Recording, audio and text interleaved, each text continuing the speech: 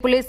Special cell को बड़ी कामयाबी मिली है। आईएसआईएस के संदिग्ध आतंकी मोहम्मद शहनवाज को गिरफ्तार कर लिया गया है। साथ ही उसके दो साथियों को भी दिल्ली पुलिस की स्पेशल सेल ने अरेस्ट किया है। बता दें कि एनआईए ने 4 संदिग्ध आतंकियों की गिरफ्तारी पर 3-3 लाख रुपए का इनाम रखा हुआ था। पेशे से इंजीनियर शहनवाज दिल्ली का रहने वाला है और पुणे पुलिस की कस्टडी से फरार होकर दिल्ली में ठिकाना बनाकर रह रहा था। शहनवाज के साथ कुछ लोगों को भी हिरासत में लिया गया है। आईएसआईएस के इस मॉड्यूल को लेकर आज दोपहर 3:30 बजे दिल्ली पुलिस बड़ा खुलासा करेगी और इसके बाद ही तमाम तरह की जानकारी निकलकर सामने आएंगी, जब दिल्ली पुलिस प्रेस कॉन्फ्रेंस कर इस आतंकी के बारे में जानकारी देंगे और आगे क्या कुछ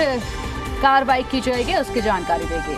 अधिक अपडेट के लिए हमारे संवाददाता प्रमोद शर्मा हमारे साथ जुड़ गए। प्रमोद, देखिए, जिस आतंकी की तलाश में सर्च ऑपरेशन पूरी दिल्ली में किया जा रहा था, आखिरकार उस आतंकी पर शिकंजा कस लिया है, लेकिन अभी भी कई लोग ऐसे हैं जिनको पकड़ने में जुटी हुई है दिल्ली पुलिस। एनआईए की स्पेशल टीम जुटी हुई है, लेकिन क्या कुछ पूरी प्लानिंग ये रही इसको गिरफ्तार करने के लिए और क्या कुछ इनपुट्स मिले थे जिसके आधार पर इस तरीके की कार्रवाई को अंजाम दिया गया कि इसको धर दबोचा गया दिल्ली में?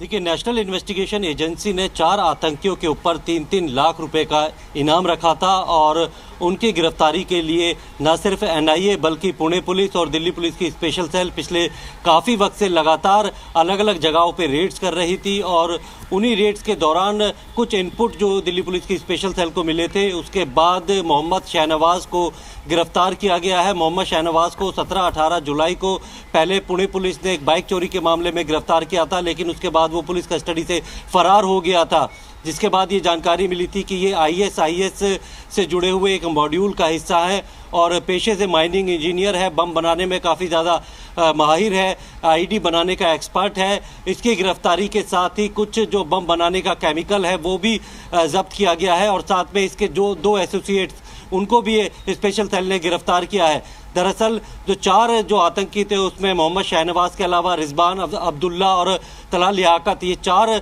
आईएसआईएस के जो आतंकी थे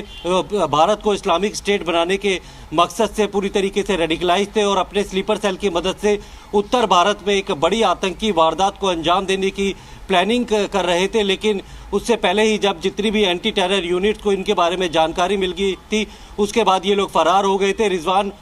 और अब्दुल्ला के रेड्स के लिए सेंट्रल दिल्ली के दरियागंज में भी रेड्स की गई थी, जबकि मोहम्मद शहनवाज जो बिहार का रहने वाला है और साउथ ईस्ट डिस्ट्रिक्ट में दिल्ली में रह रहा था, वो उसका वहाँ पर भी रेड्स की गई थी, लेकिन ये फरार होने में कामयाब हो गया था, जिसके बाद टेक्निकल सर्विलांस की मदद से स्पेशल सेल इसको जीरो डाउन कर पाई और साथ में दिल्ली से इसको गिरफ्तार करने के साथ ही इसके 2 एसोसिएट्स हैं उन्हें भी गिरफ्तार किया है। इनसे पूछताछ में जो जानकारी मिली है कि आने वाले फेस्टिव सीजन के दौरान उत्तर भारत में किसी बड़ी वारदात को ये अंजाम देने की फिराक में थे और एक पूरा मॉड्यूल है आईएसआईएस का जो कि इस्लामिक स्टेट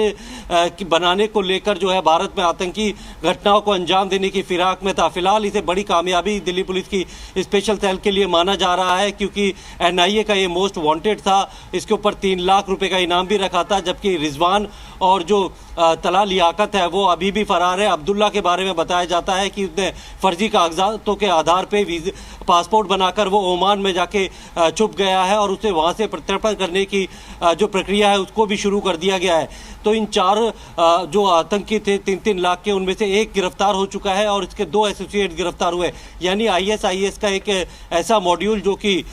उत्तर भारत को दहला सकता था, उसको जो है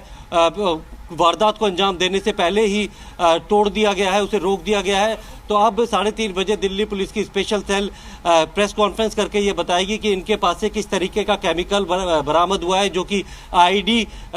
या फिर बम बनाने के लिए इस्तेमाल होता था और साथ में जो 2 लोग गिरफ्तार हुए हैं उनका रोल क्या था, किस तरीके की टेरर स्ट्राइक को ये अंजाम देना चाहते थे और इनसे इनके स्लीपर सेल के बारे में और क्या क्या जानकारी मिली है, इनके टारगेट पे किस तरीके की जो इंस्टॉलेशन थे वो, ये सारी जानकारी जो है करीब 3:30 बजे मिलेगी। लेकिन ये दिल्ली पुलिस की स्पेशल सेल के लिए एक बड़ी कामयाबी है कि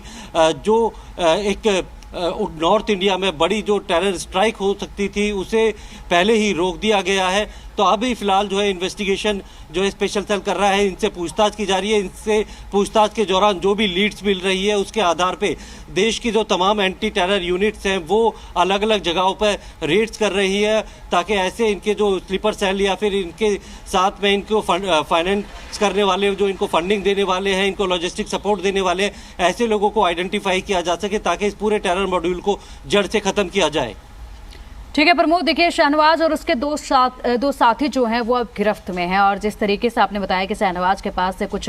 केमिकल भी मिला है जिसका आईडी बनाने में ये लोग उपयोग करते थे, क्या इसके अलावा भी कोई और सामग्री इन तीनों लोगों के पास से बरामद हुई है? और क्या कुछ जानकारी हासिल कर पा रहे हैं? आप वहां पर मौजूद हैं, क्या कुछ जानकारी निकल कर आ रही हैं अभी तक? क्योंकि देखिए प्रेस कॉन्फ्रेंस का तो हर किसी को इंतजार है, उसमें कई बड़े खुलासे होंगे कि किस तरीके से इन लोगों की प्लानिंग थी, किस तरीके से इन तीनों आरोपियों को, इन तीनों आतंकियों को धर दबोचा गया है। ये तमाम जानकारियां प्रेस कॉन्फ्रेंस में मिलेंगी, लेकिन क्या अभी तक कुछ इनपुट ऐसा मिला है कि क्या क्या इनके पास से सामान और भी बरामद हुआ है?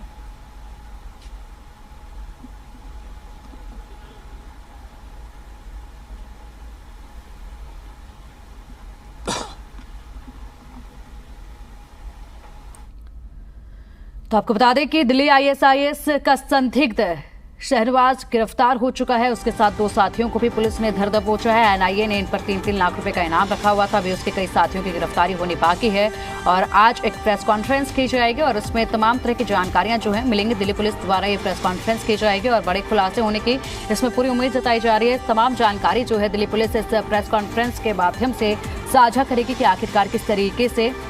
ये सफलता हासिल की है, आतंकी शहनवाज पर किस तरीके से शिकंजा कसा गया है, उसके पास से क्या कुछ बरामद हुआ है, क्या कुछ जानकारी उसके पास से जुटाई गई है, उसके बाकी के साथियों के पास से क्या जानकारी प्राप्त हुई है और अभी कितने दिनों तक ये सर्च ऑपरेशन चलेगा और आगे क्या कुछ कार्रवाई की जाएगी। तमाम जानकारी इस प्रेस कॉन्फ्रेंस के द्वारा ही हासिल हो पाएगी।